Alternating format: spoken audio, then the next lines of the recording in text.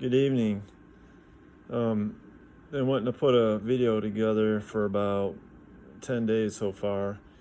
I put together something since the 5th of August, and I finally got some time to put it together, and I think you'll like it.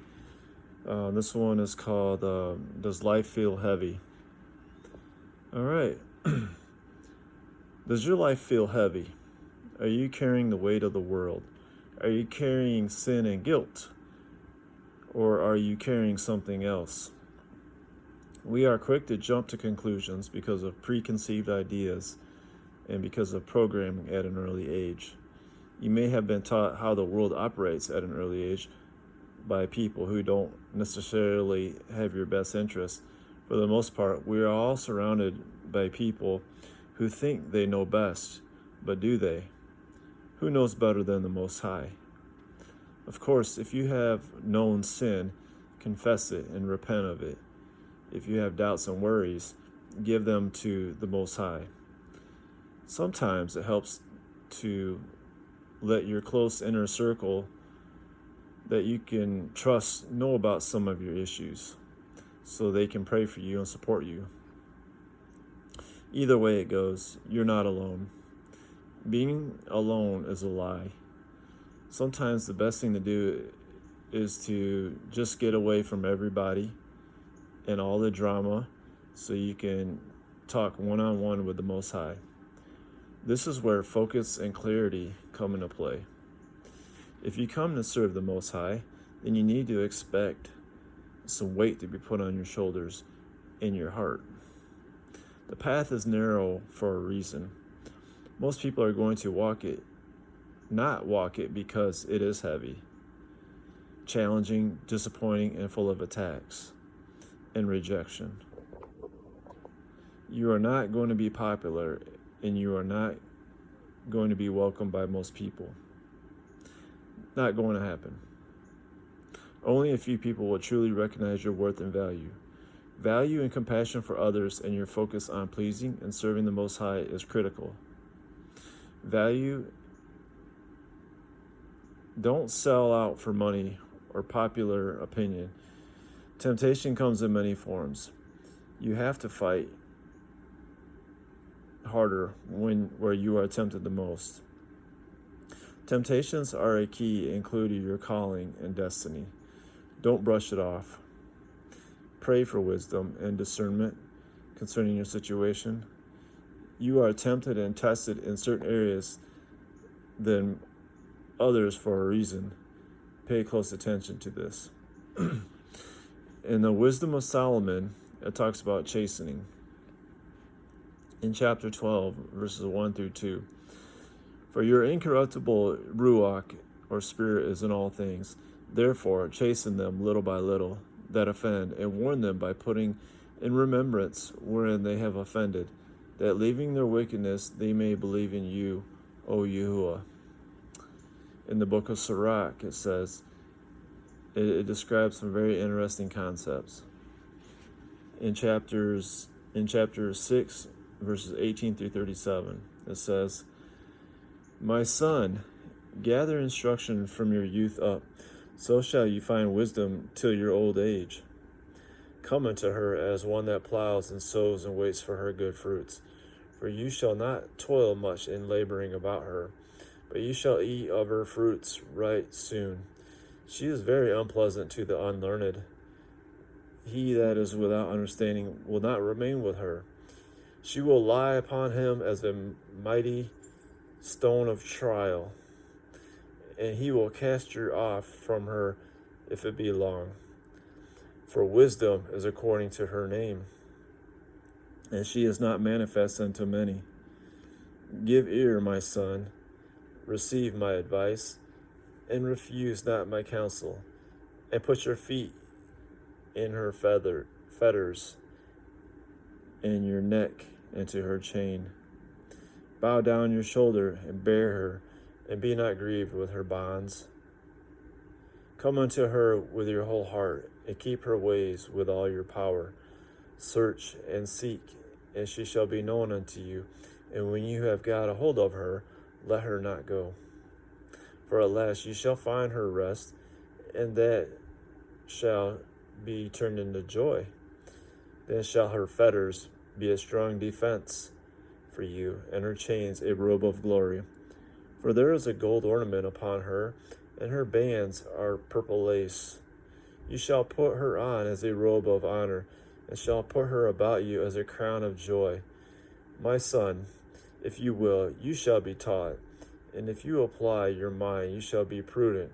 If you love to hear, you shall receive understanding, and if you bow your ear, you shall be wise. Stand in the multitude of elders, and cleave unto him that is wise. Be willing to hear every holy discourse, and let not the parables of understanding escape you. And if you see a man of understanding, get you unto him early, and let your foot wear out the steps of his door. Let your mind be upon the ordinances of Yahuwah, and meditate continually in his commandments. He shall establish your heart, and give you wisdom at your own desire. These sayings are no joke. They definitely give clarity and shine a light on some elusive topics and issues in our lives. Chapter 4, verse 11 through 20. Wisdom exalts her children, and lays hold of them that seek her. He that loves her loves life, and they that seek to her early shall be filled with joy. He that holds her fast shall inherit glory, and wheresoever she enters, Yahuwah will bless. They that serve her shall minister to the Holy One, and them that love her Yahuwah loves.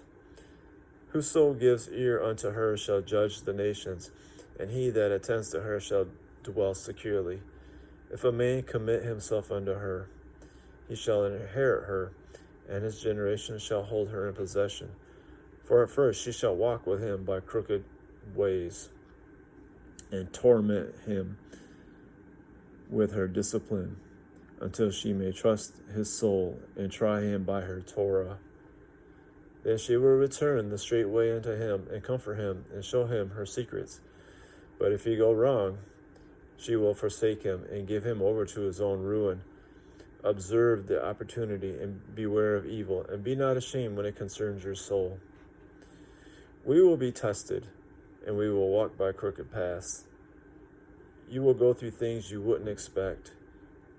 They just don't teach you these things like this in church nowadays, for the most part. The Most High will work with you on an individual basis, and meet you where you're at. Don't be afraid to answer the calling he puts on your life. Be excited. Finally, in chapter 2, my son, if you come to serve Yahuwah, prepare your soul for temptation. Set your heart aright, and constantly endure. And make not haste in time of trouble. Cleave unto him, and depart not away, that you may be increased at your last end. Whatsoever is brought unto you, take cheerfully, and be patient when you are changed to a low estate. For gold is tried in the fire, and acceptable men in the furnace of adversity. Believe in him, and he will help you. Order your way aright, and trust in him. Ye that fear Yahuwah, wait for his mercy, and go not aside, lest ye fall. Ye that fear Yahuwah, believe in him, and your reward shall not fail. Ye that fear Yahuwah, hope for good, and for everlasting joy and mercy. Look at the generations of old, and see, did ever any trust in Yahuwah and was confounded? Or did any abide in his fear and was forsaken? Or whom did he ever despise that called upon him? For Yahuwah is full of compassion and mercy, long-suffering and very pitiful, and forgives sins, and saves in time of affliction. Woe be to fearful hearts and faint hands, and the sinner that goes two ways. Woe unto him that is faint-hearted, for he believes not, therefore shall he not be defended. Woe unto you that have lost your patience, and what will you do when Yahuwah shall visit you? They that fear Yahuwah will not disobey his word, and they that love him will guard his ways. They that fear Yahuwah will seek that which is well-pleasing unto him, and they that love him shall be filled with the Torah. They that fear Yahuwah will prepare their hearts and humble their souls in his sight, saying, We will fall into the hands of Yahuwah, and not into the hands of men. For as his majesty is, so is his mercy. The bottom line is that if you plan on walking the narrow path, be prepared for challenges. Remember, you signed up for this challenge, so don't complain.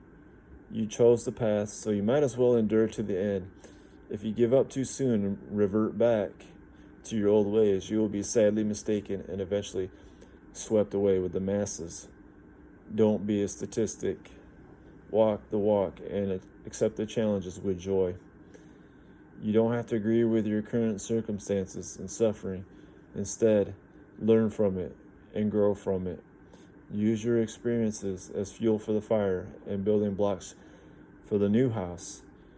Your perseverance, learning, growing, and overcoming will pay off.